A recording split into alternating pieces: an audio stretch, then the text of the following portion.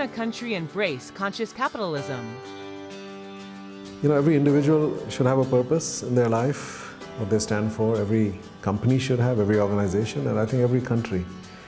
So every country has its sort of unique purpose in the world. The United States had a purpose. Right? It was the beacon of freedom. It was the place where the Declaration of Independence was written. It was a document that empowered human beings, right? And that idea spread around the world. And the United States used to stand for that. But over time, what happened is that it became about narrow self-interest.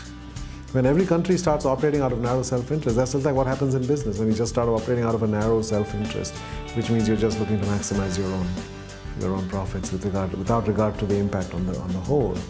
I think when countries start operating that way and they don't stay true to their inherent purpose, I think that's when it leads to all this suffering, but also unachieved, unrealized potential.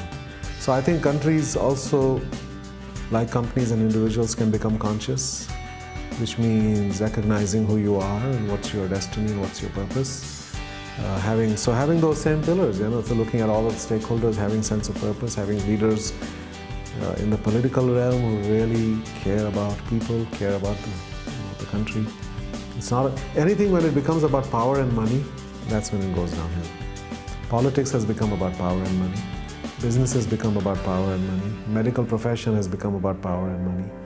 And loses a sense of purpose. The irony is in the US, doctors, nurses, veterinarians have some of the highest rates of depression and drug abuse, even though they're operating in a high-purpose profession, but it's become about power and money. So you lost sight of that purpose. Lawyers, most lawyers hate their work. There's a higher purpose there of justice and fairness, but it's become about power and money. So I think reconnecting to that essence.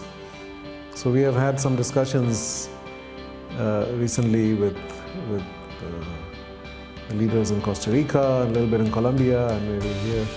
The idea of a conscious country where all three sectors of society, government, business, and civil society or non-profits, operate with a sense of shared purpose at a country level.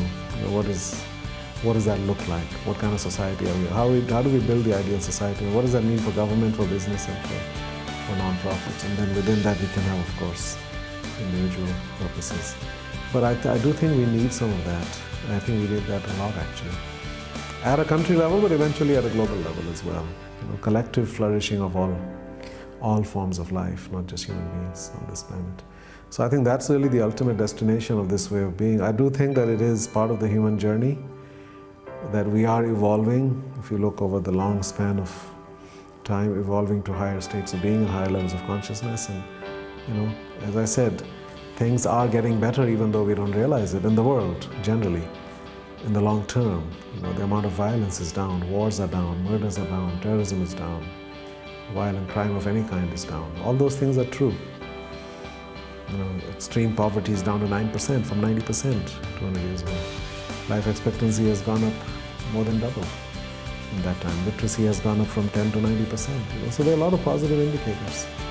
But at the same time, we are reaching a plateau in many of the richer countries. And there's less physical violence, there's more psychic suffering. There's more stress, there's more depression, there's more drug abuse. So there is something wrong. We need to now address the physical extreme poverty, now we need to address the psychological suffering that's involved.